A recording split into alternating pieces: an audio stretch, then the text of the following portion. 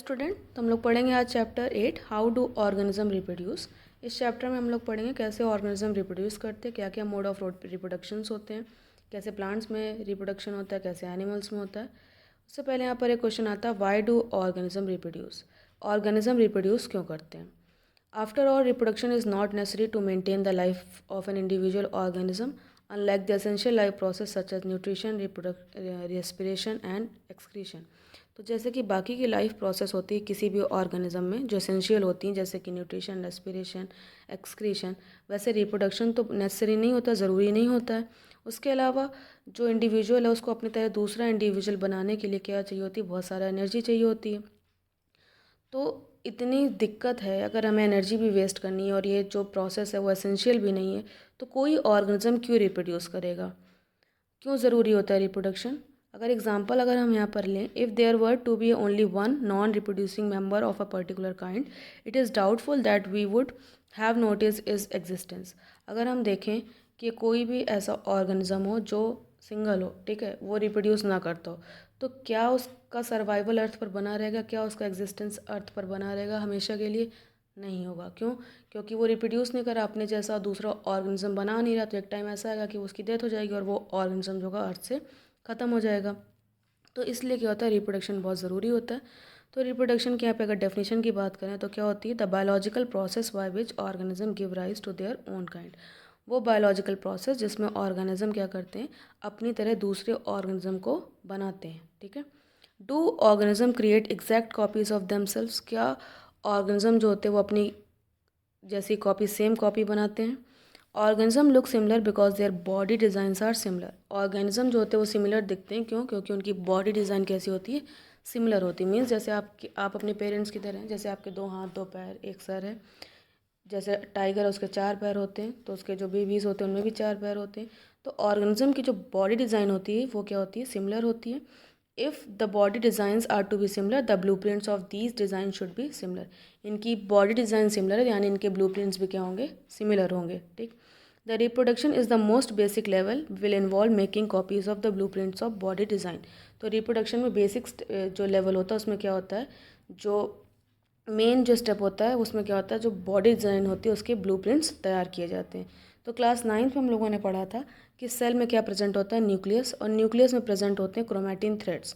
जो chromatin thread जो होते हैं वो सेल डिवीजन के टाइम में किस में कन्वर्ट हो जाते हैं, क्रोमोसोम्स में।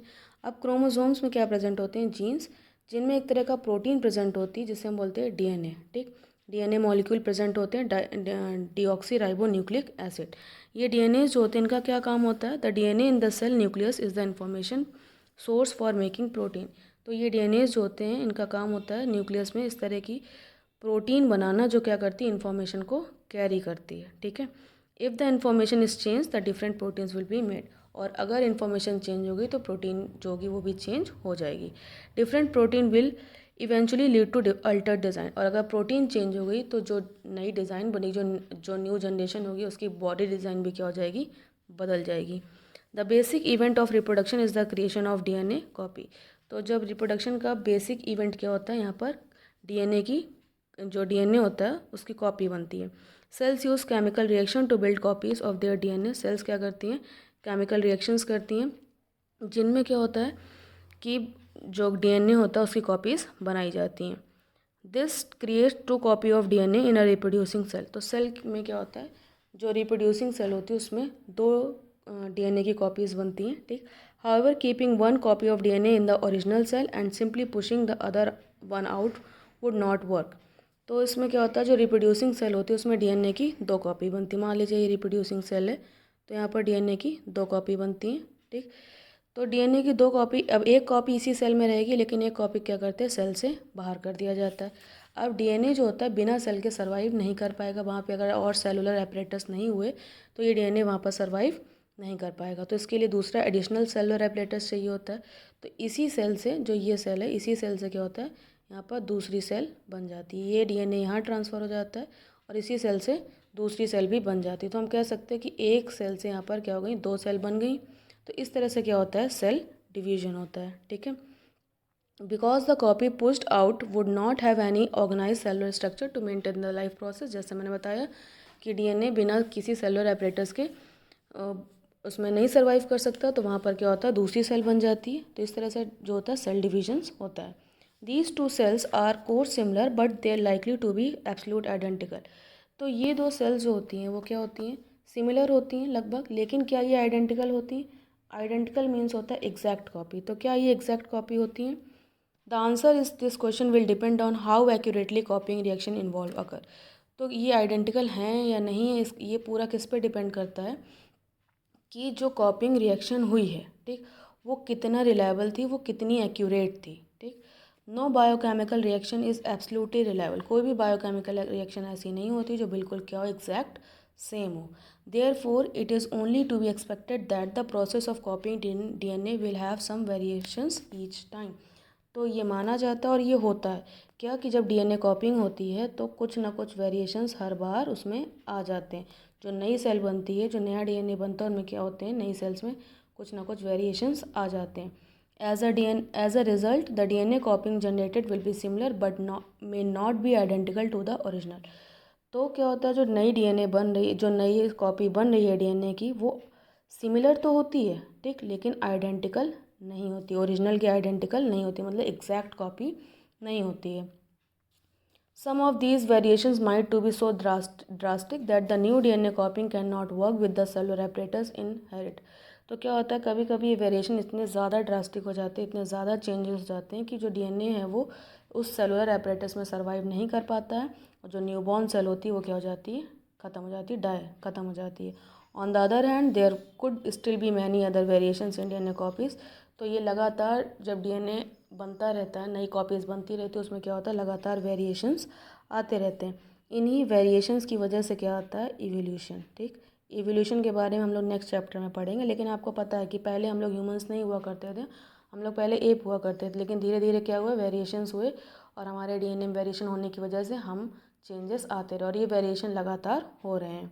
द इम्पॉर्टेंस ऑफ वेरिएशन, की वेरिएशन की इम्पॉर्टेंस क्या है, क्यों ज़रूरी है variation? Population of organism fill well-defined place or niches in the ecosystem using their ability to reproduce. The consistency of a DNA copying during the reproduction is important for the maintenance of body design feature that allow organism to use their particular niche. Reproduction is therefore linked to the stability of population of the species. तो मान लीजिए किसी ecosystem में या किसी place पर या किसी नीशेस में पॉपुलेशन है ऑर्गेनिज्म की, वहाँ पर रहते हैं, ठीक, वहाँ वेरिएशंस हो रहे हैं, आपको पता है कि हर बार वेरिएशंस हो रहे हैं, और जिस प्लेस पे रह रहे हैं या जिस नीशेस में रह रहे हैं या जिस इकोसिस्टम में रह रहे हैं वहाँ पर क्या होता है, हमेशा चेंजेस हो रहे हैं, ठीक। जैसे हो सकता है मान लीजिए वहाँ पर अर्थ का टेम्परेचर बढ़ रहा है, ठीक है, जैसे ग्लोबल वार्मिंग हो रही है, वाटर लेवल बढ़ रहा है, वाटर लेवल कम हो रहा है, ठीक, या फिर वहाँ पर क्या हो जाए, मीटेराइट आ जाए, मतलब कोई मीटियोर आकर गिर जाए वहाँ पर, ठीक है। ये कुछ एग्जांपल है कि उस प्लेस पर जहाँ पर ऑर्गेनिज्म की पॉपुलेशन सर्वाइव कर रही है, वहाँ पर अगर इस तरह के चेंजेस होते हैं, अगर वो वेरिएशन नहीं हुए तो क्या हो जाएगा कि एक तरह की पॉपुलेशन क्या हो जाएगी, पूरी तरीके से ख़त्म हो जाएगी। लेकिन अगर वेरिएशन है तो जो उस तरह से अपने आप को चेंज नहीं कर पा रही है उसकी डेथ हो जाएगी, लेकिन वेरिएशन की वजह से उसमें चेंजेस हैं तो वो सर्वाइव कर पाएगी। जैसे कि मान लीजिए कोई बैक्टीरिया है, ठीक है, यहाँ पर एग्जांपल दिया है कि एक बैक्टीरिया है, कुछ वो रहता है कहाँ पर, जो टेम्परेट वाटर्स में, ठीक। टेम्परेट वाटर मीन्स ऐसा जहाँ पर पानी बहुत ना गर्म हो ना बहुत ठंडा हो, ठीक है। लेकिन ग्लोबल वार्मिंग की वजह से वहाँ पर क्या हो, टेम्परेचर में क्या हो जाए, इंक्रीज़ हो जाए, वाटर का टेम्परेचर इंक्रीज़ हो जाए, तो क्या होगा, most of the bacteria would die. कई सारे बैक्टीरिया मर जाएंगे क्योंकि उनको आदत नहीं गर्म पानी में रहने की।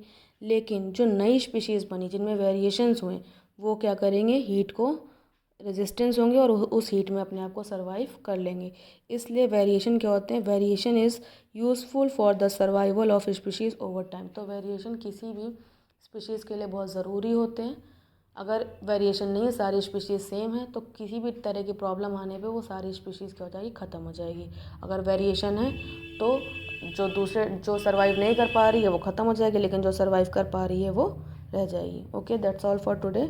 इसके आगे का हम लोग नेक्स्ट वीडियो में पढ़ेंगे। Thank you.